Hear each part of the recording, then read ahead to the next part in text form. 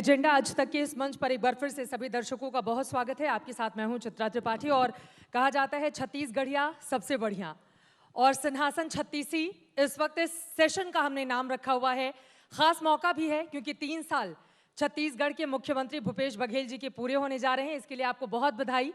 जी बहुत बहुत धन्यवाद और आज तक के दर्शकों को भी धन्यवाद देता हूं कि छत्तीसगढ़ में हमारी कांग्रेस सरकार के लगभग 3 साल पूरे हो गए। पूरे हो गए हैं तो ये बताइए कुर्सी सेफ है ना? क्योंकि बार बार खबरें सामने आती हैं कि आपके स्वास्थ्य मंत्री से या फिर कुर्सी को खतरे में लेकर दिल्ली से कुछ निर्देश दिए जा रहे हैं, तो अभी सेफ है ना 3 साल पूरे होने पर? सरकार सुरक्षित है, सबसे महत्वपूर्ण बात ये है।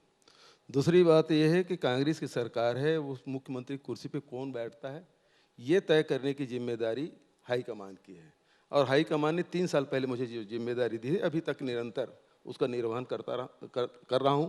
आगे जब तक के हाईकमान का निर्देश है तब तक मैं करता रहूंगा। 2.5 साल के जिस फॉर्मूले की बात कही जा रही थी, अब तो वो फॉर्मूला पीछे हटता हुआ दिखाई दे रहा है। अब तो 3 साल पूरे हो गए, 2.5 साल वाली बात ही खत्म। तो मतलब बाकी जो लोग सपना देख रहे हैं उनका सपना सपना ही रह जाएगा, आप ये कहना चाहते हैं? देखिए, सपने किसी के पूरे होंगे नहीं होंगे सब लोग देखते हैं, उस दिशा में प्रयास करते हैं। कुछ लोगों को सफलता मिलती, कुछ लोगों को नहीं मिलती। कुछ लोगों को नहीं मिलती है। आपका इशारा किसकी ओर है उनको समझ में आ रहा होगा। लेकिन महत्वपूर्ण यह है कि कांग्रेस की जितनी भी राज्यों में सरकारें हैं, यकीनन उनमें आप भूपेश बघेल जी को सबसे सफल मुख्यमंत्री के तौर पर जान सकते हैं, क्योंकि 15 सालों की बीजेपी की मजबूत सरकार को छत्तीसगढ़ से इन्होंने बाहर किया था और फिर अपनी सरकार बनाई थी। अब जब 3 साल का ये खास मौका है भूपेश जी, तो वो 3 बड़ी बातें जो आपने छत्तीसगढ़ के लिए की हैं, क्या गिनाना चाहेंगे आप? सबसे पहली बात यह है कि किसानों में आत्मविश्वास लौटा है। वो ऋण से उऋण हुए और 2500 रुपये क्विंटल में जो धान खरीदी का वायदा राहुल जी ने जो किया था छत्तीसगढ़ किसानों को, उसे हमने पूरा किया। अड़ंगा केंद्र की सरकार ने खूब लगाई, फिर भी इनपुट सब्सिडी के माध्यम से वो राशि उनके खातों में पहुंच रही है और न केवल धान के बल्कि अन्य जो खरीफ की फसल हैं सब में हम इनपुट सब्सिडी दे रहे हैं, जिसका लाभ छत्तीसगढ़ के किसानों को मिल रहा है।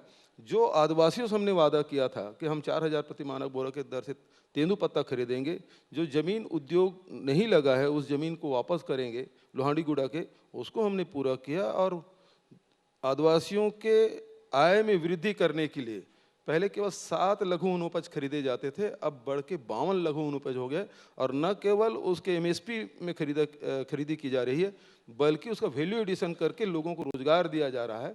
तो ये लोगों के जो क्रय शक्ति है छत्तीसगढ़ में उसकी वृद्धि हमने की है, चाहे वो मजदूर हो, चाहे किसान हो, चाहे आदिवासी हो, सबके क्रय शक्ति में वृद्धि। धान की खरीदी को लेकर रमन सिंह बार बार आप पर सवाल उठा रहे हैं और आपने यहाँ पर एमएसपी का भी जिक्र किया, क्योंकि एमएसपी को लेकर देश में भी किसानों का जो आंदोलन अभी भी जारी है वो खत्म होने का नाम नहीं ले रहा है। आप ही एक मॉडल के तौर पर क्यों नहीं छत्तीसगढ़ को सामने रख देते कानून बनाकर? इस विषय में सोचा है आप लोगों ने? देखिए, एमएसपी घोषित करने का अधिकार यदि किसी को है तो भारत सरकार को, लेकिन जो इनपुट सब्सिडी देने का या बोनस देने के जो अधिकार था वो राज्यों के हैं।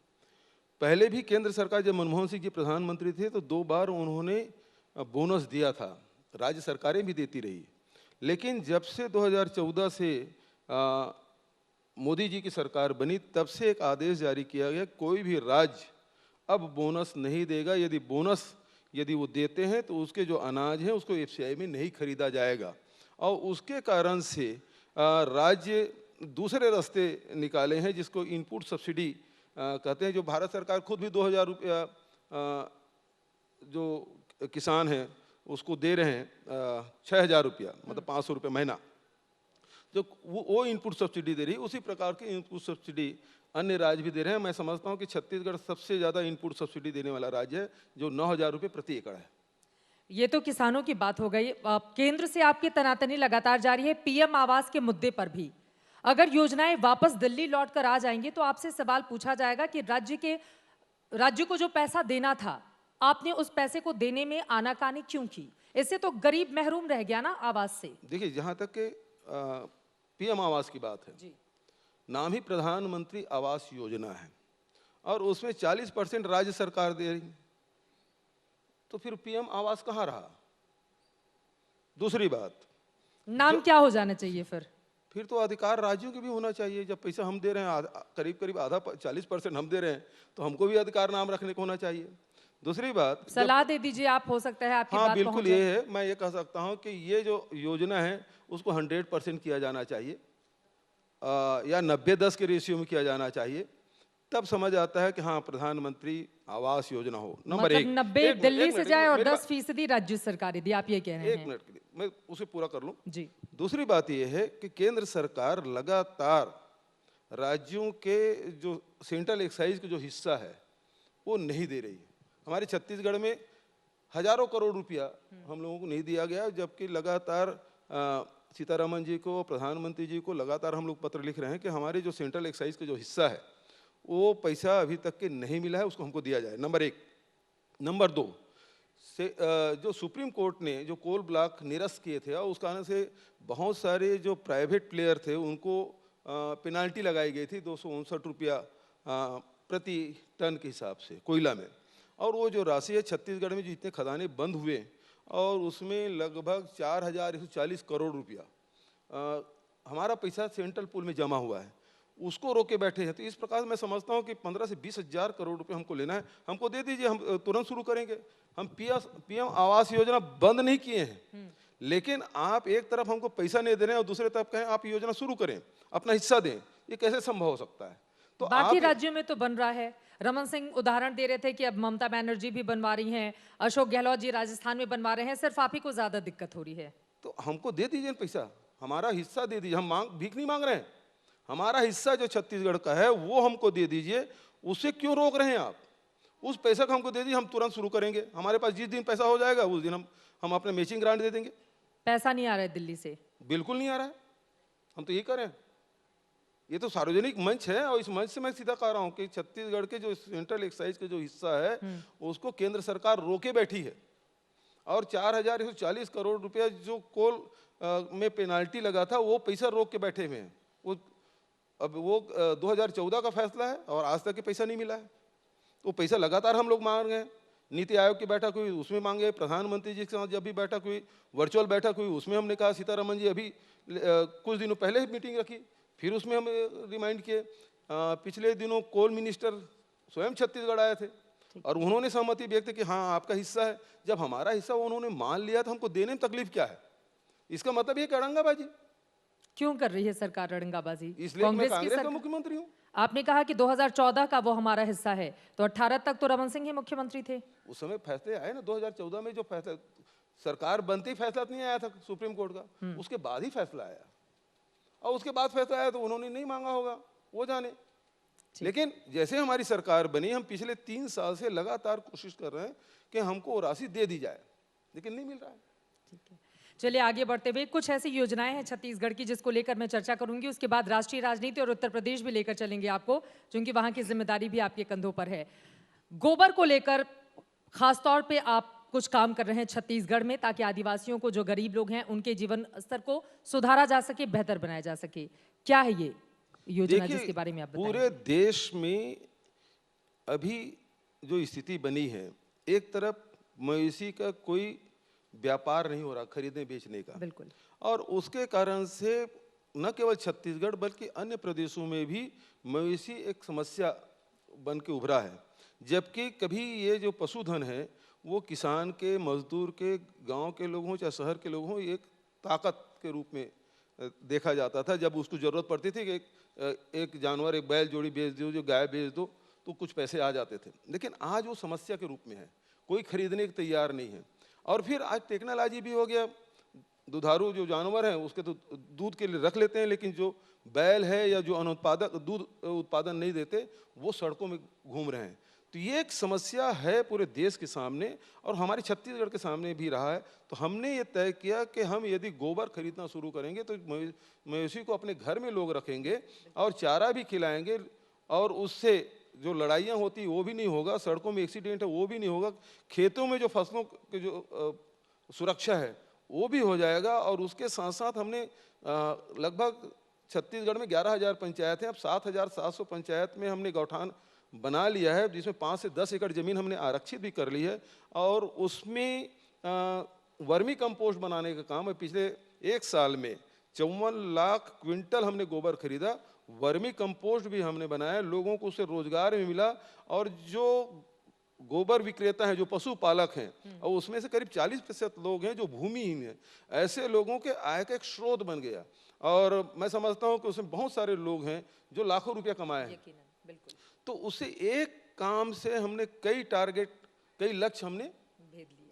भेद लिए। और अभी जैसे डीएपी की जो कमी है, हमारे छत्तीसगढ़ में भी कमी हुई। भारत सरकार सभी राज्यों को जिस प्रकार से उसके पास उत्पादन कम हो रहे हैं या किसी कारण से भी हो, लेकिन वो अलाटमेंट उतना डीएपी खाद का नहीं कर पा रहे हैं। हमारे यहाँ छत्तीसगढ़ में कम अलाट हुआ, करीब 70% डीएपी का अलाटमेंट हुआ था, लेकिन हमारे पास जो वर्मी कंपोस्ट है, तो 8 लाख क्विंटल किसानों को वो हमने अलाट किया। तो वो खाद की कमी है, उसकी प्रतिपूर्ति उसके माध्यम से की गई। और दूसरी बात यह है कि आज पूरे देश में और खासकर दिल्ली में, राजधानी में और सुप्रीम कोर्ट भी लगातार ये चिंता व्यक्त करती है कि इसको दिल्ली को गैस चैम्बर बना दिया गया, पराली जलाने की जो शिकायत है। तो हमने गौठानों में उसी पराली को इकट्ठा करने के लिए प्रत्येक जो गौठान समिति है उसको 40-40 हज़ार रुपये दें। पिछले साल भी पैरादान किसानों ने किया था और उसको हमने इकट्ठा किया। तो जो पैरा जलाने से जो कार्बन उत्सर्जन हो रहा है उसकी बचत भी हम लोग कर रहे हैं। मैं ये नहीं कहूँ 100% पैरा जलाना बंद कर दिए, लेकिन उसमें काफ़ी कमी आई है। तो एक काम करके हमने कई लक्ष्य हासिल किए। चलिए, ये कम से कम एक सराहनीय कदम जिसको लेकर आप आगे बढ़े हैं छत्तीसगढ़ में। अब मैं वहां से लेकर आती हूं आपको उत्तर प्रदेश। चूंकि छत्तीसगढ़ में जिस तरीके से आपके नेतृत्व में प्रचंड जीत कांग्रेस पार्टी ने हासिल की, उसके बाद आपको असम भेजा गया, काफी हद तक आप उसमें मजबूत स्थिति में कांग्रेस को रखने में वहां पर सफल रहे। फिर आपको उत्तर प्रदेश की जिम्मेदारी भी दे दी गई। अब यूपी में कांग्रेस पार्टी चौथे नंबर पर है। यहां पर आपको लग रहा है कि बीजेपी जैसी बड़ी और मजबूत पार्टी को कांग्रेस चुनौती दे पाएगी? कुछ साल पहले भारतीय जनता पार्टी भी चौथे नंबर की पार्टी थी, वो आज पहले नंबर पे है। तो ये तो रोटेशन है, जनता जिसे पसंद करती है वो एक नंबर में आ जाती है।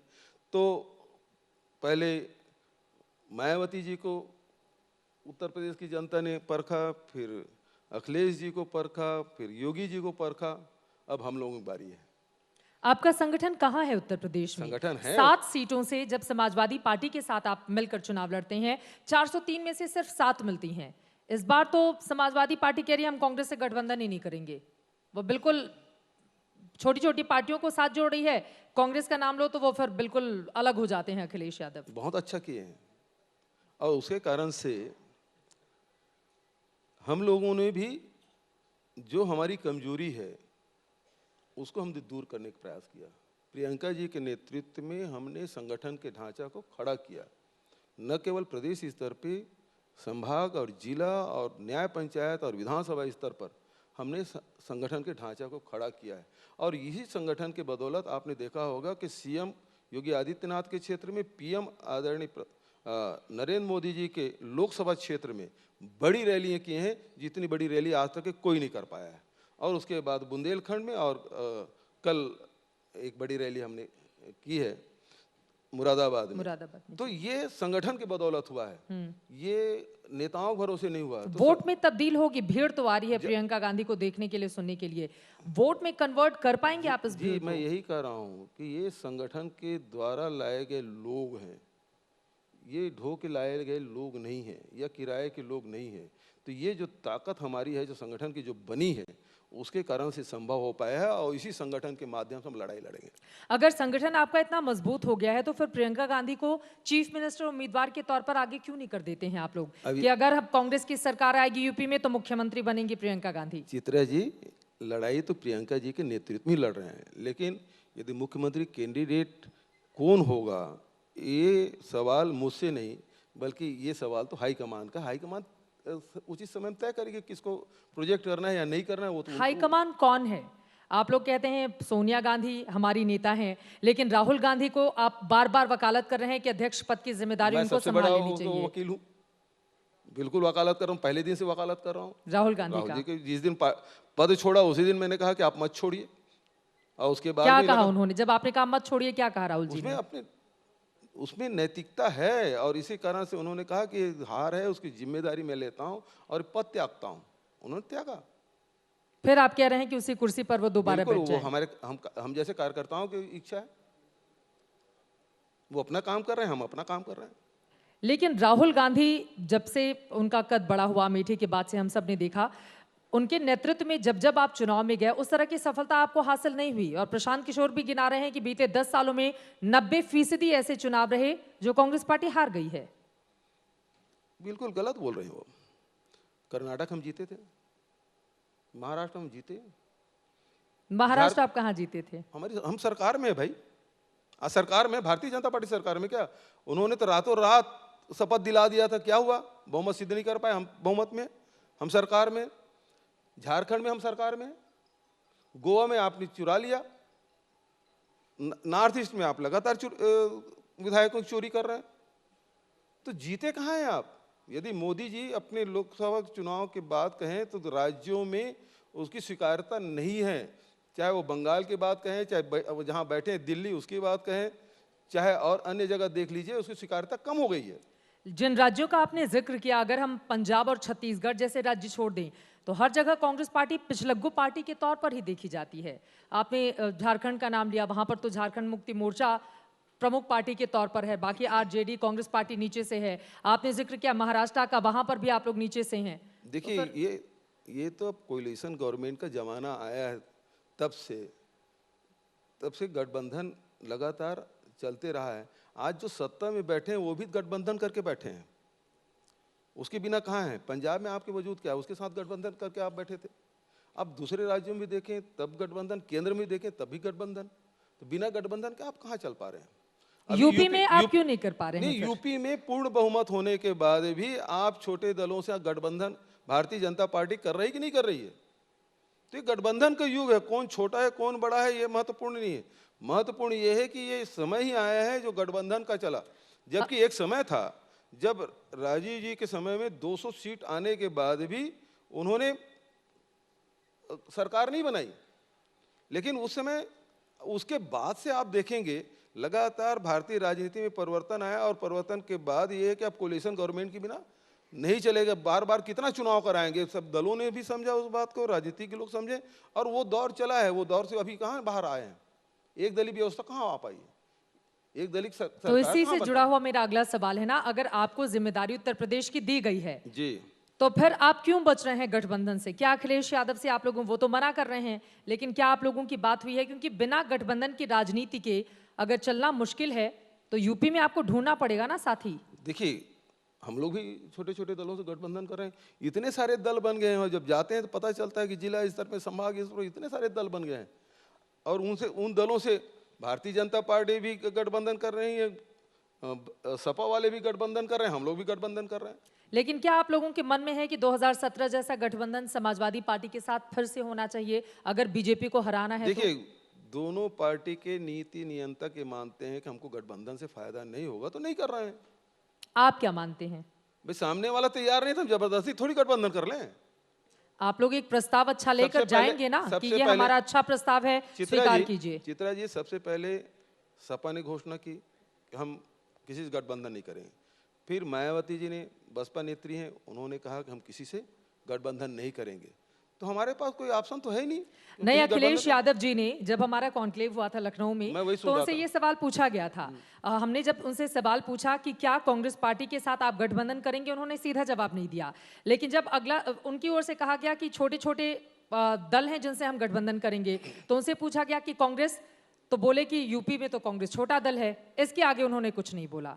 तो यूपी में वो मानते हैं कांग्रेस छोटा दल है और छोटे दलों के साथ गठबंधन का रास्ता वो खुले रखना चाहते हैं। देखिए उसके बाद प्रियंका जी ने भी स्पष्ट कर दिया कि हम अकेले लड़ेंगे। तो अब ये चर्चा के विषय नहीं रहा। सारे दल जो हैं उसकी नज़र में वो छोटा दल हो, लेकिन मालूम होना चाहिए कि इसी कांग्रेस के भरोसे में मुलायम सिंह जी सरकार बनाए थे, इसी कांग्रेस के भरोसे में। तो उनके कहने से दल छोटा नहीं हो जाता, पहली बात। दूसरी बात यह है कि सारे दलों ने कहा कि हम छोटे दलों से, जो क्षेत्रीय दल हैं, उनके साथ गठबंधन करेंगे, बड़े दलों से नहीं करेंगे। ये सपा प्रमुख ने भी कहा दिया है, बसपा प्रमुख ने कह दिया, और हमारे प्रभारी महामंत्री जी ने भी कहा दिया। क्योंकि उन लोगों ने अपने दरवाजे बंद कर लिए हैं, इसलिए कांग्रेस के पास कोई विकल्प अब नहीं बचा। हमारे कार्यकर्ताओं ने भी कहा कि हमको अकेले लड़ना चाहिए, हम मिलकर लड़ते हैं नुकसान होता है। हम पिछड़े इसलिए हुए हैं कि हम लगातार कभी बसपा को कभी सपा को साथ दिए हैं, और इसके कारण से हमको नुकसान हुआ, इसलिए हमको अकेले लड़ना चाहिए। ममता बनर्जी का हाल में जो बयान सामने आया है आपने सुना होगा, उन्होंने कहा कि एक नेता जो लगातार विदेश में रहते हैं वो कैसे करेंगे राजनीति, ऐसा कहते हुए इनडायरेक्टली उन्होंने राहुल गांधी पर तंज कसा है। वो तो कोरोना की कृपा होगी, नहीं प्रधानमंत्री केवल चुनाव प्रचार के लिए आते थे। यदि हिंदुस्तान आते थे केवल चुनाव समय आते, बचत तो विदेशी ही रहते थे। सवाल इस बात का है कि आप टारगेट किसको कर रहे हैं। यदि विपक्षी दल के हैं, ममता जी यदि अपने आप को विपक्षी दल के नेता मानती हैं, तो उनका विरोध जो सत्ता में बैठे उनके खिलाफ होना चाहिए, न कि उनके जो विपक्ष में उनके। गलत कर रही हैं वो, गलत कर रही हैं वो। मैं कौन होता हूं उसको गलत सही करने वाला, लेकिन सवाल इस बात का कि आपकी नियत क्या है ये दिखता है। आप लोग कौन होते हैं, मैं इसका जवाब दे देती हूँ। पश्चिम बंगाल में जब इलेक्शन चल रहे थे, तकरीबन कई जगहों का मैंने उस समय रिपोर्टिंग की थी ग्राउंड पर, कांग्रेस पार्टी और लेफ्ट पार्टियां देख के ऐसा लगा कि कहीं चुनाव ही नहीं लड़ रही हैं और ममता बनर्जी को सपोर्ट कर रही हैं क्योंकि बीजेपी को हराना है। तो उस बात का मलाल है कि आप लोगों ने वहां पर उनको सपोर्ट किया और वो फायदा अब देश के परिप्रेक्ष्य में ममता बनर्जी नहीं दे रही है, उनकी ओर से बयान आ रहा है राहुल लेफ्ट गांधी और को लेकर। कांग्रेस मिलकर लड़े हैं, ये बात बिल्कुल सही है, लेकिन जो परिस्थितियां बनी है उसमें पार्टी ने कोई फैसला नहीं किया कि सपोर्ट करें। लोकल लेवल पे ही यदि उनको लगा कि इसको भारतीय जनता पार्टी को रोकना है, इस कारण से जहां लेफ्ट मजबूत था वहां भी ममता जीती, जहां कांग्रेस मजबूत था वहां भी ममता जीती। तो वो तो स्थानीय तौर पे बूथ लेवल पे लोगों ने फैसला किया, उसके कारण से रिजल्ट आया।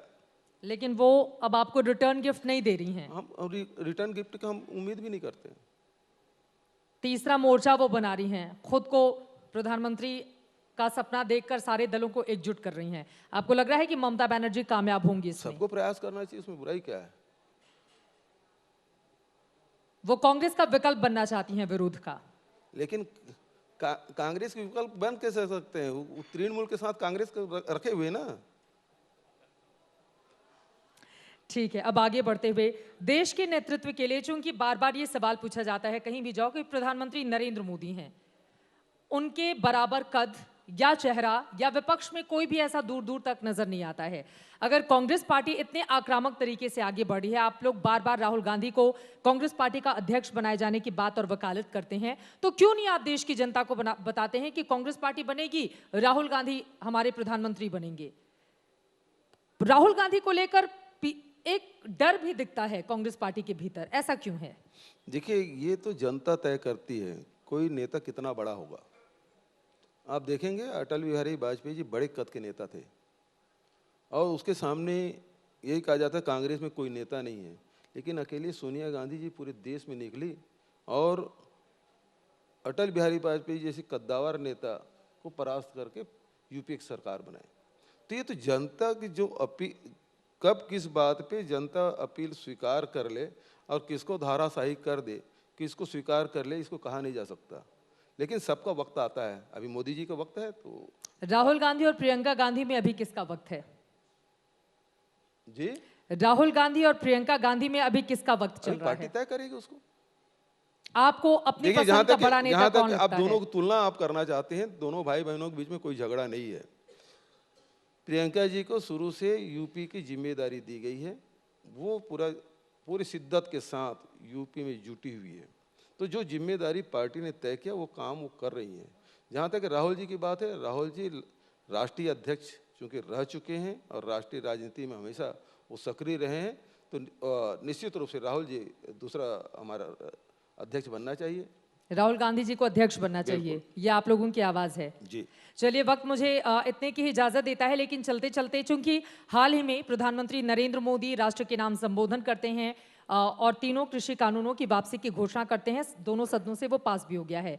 किसान लेकिन अभी वापस नहीं जा रहे हैं, तो प्रधानमंत्री का कम से कम ये कदम, किसानों से माफी मांगना, ये बताना कि हम कानून तो अच्छा था लेकिन समझा नहीं पाए, आपको लग रहा है कि उन्होंने अच्छा किया? वो तो हिमाचल प्रदेश, हरियाणा और कर्नाटक के मतदाताओं को मैं धन्यवाद देना चाहूँगा कि उन्होंने आईना दिखाने का काम किया और उसके कारण से 5 रुपये पेट्रोल में, 10 रुपये डीजल में कमी आई। और ये जो किसान कानून है ये वापस लेने वाले नहीं थे, उनको डर लग गया था कि पंजाब और उत्तर प्रदेश हमारे हाथ से निकल चुका है, यदि कुछ रिकवरी करना है तो इसे वापस करके ही किया जा सकता है। तो तीन काले कानून को उनको वापस लेना पड़ा है। वो उनके अभी भी मलाल है, हम समझा नहीं पाए। इसका मतलब वो चाहते हैं वो कानून बना रहे, लेकिन देश की जनता ने किसानों ने भी कह दिया कि हम इससे मानने वाले नहीं हैं, पीछे हटने वाले नहीं हैं, बल्कि अब एमएसपी लेने की बात है। बिल्कुल सही, हम तो छत्तीसगढ़ में उससे ज़्यादा दे रहे हैं। तो देश के किसानों को एमएसपी लेने का अधिकार है, उसकी घोषणा करना चाहिए प्रधानमंत्री जी को। आपको लग रहा है कि जो किसानों की मांग है उसको प्रधानमंत्री को मान जाना चाहिए? हाँ, हम छत्तीसगढ़ में कर रहे हैं। 2500 रुपये दिए ना हम, अब तो 2500 रुपये से ज़्यादा पड़ रहा है। आप लोग भी किसान आंदोलन खत्म होने नहीं देना चाहते जब तक इलेक्शन ना हो जाए। लगता है कि मतलब किसानों के कंधे पर बंदूक रखकर विपक्षी दल चलाते हैं और फायदा लेने की कोशिश करते हैं, क्या ये बात भी है? ये बिल्कुल गलत बात है। किसान अपना आंदोलन कर रहे हैं, हम किसानों के मुद्दे पे समर्थन कर रहे हैं। और किसानों की सबसे पहली बात तो है कि विरोध राहुल जी ने किया, और ट्रैक्टर रैली यदि पंजाब में किया तो राहुल गांधी जी ने किया। चूंकि वो गैर राजनीतिक है, वो अपना आंदोलन कर रहे हैं, लेकिन किसानों की जो मांग है उसके समर्थन कांग्रेस पार्टी शुरू से कर रही है और अभी भी है। चलते चलते यूपी में कांग्रेस पार्टी को कितनी सीटें आ रही हैं? अब मैं कोई भविष्यवक्ता नहीं हूँ, लेकिन ये है हमारे पास खोने कुछ नहीं है। जो कुछ है वो पाना ही पाना है, और बहुत अच्छे रिजल्ट आएंगे और चौंकाने वाले रिजल्ट आएंगे। छत्तीसगढ़ में तो आप दम ठोक कर आंकड़े देते थे, यूपी का भी देकर जाइए कुछ, आपके कार्यकर्ताओं में उत्साह बढ़ेगा। छत्तीसगढ़ में जब हम कहते थे तो हंसते थे लोग, सरकार भी बनेगी। 15 साल की सरकार ऐसे कैसे उखाड़ देंगे, लेकिन छत्तीसगढ़ की जनता ने कांग्रेस को आशीर्वाद दिया और 3/4 बहुमत से जिताया। 15 साल की सरकार को 15 सीट में समेट दिया। तो यूपी में भी देखिए कि उसी प्रकार से कुछ रिजल्ट आएंगे। चलिए, बहुत शुक्रिया भूपेश बघेल जी आज तक एजेंडा के इस मंच पर आने के लिए और बेबाकी से अपनी बात कहने के लिए। यकीनन जितने भी मुख्यमंत्री आप देखेंगे अगर खासतौर से कांग्रेस पार्टी के, तो उसमें तेज तर्रार ये चेहरा लगातार केंद्र की सरकार पर निशाना साधते रहते हैं, और कांग्रेस को लेकर आगे बढ़ने की इनकी जो कोशिश है उसमें कितनी कामयाबी उत्तर प्रदेश में मिलेगी, इस पर लगातार हमारी नजर बनी रहेगी। बहुत धन्यवाद, बहुत शुक्रिया आपका।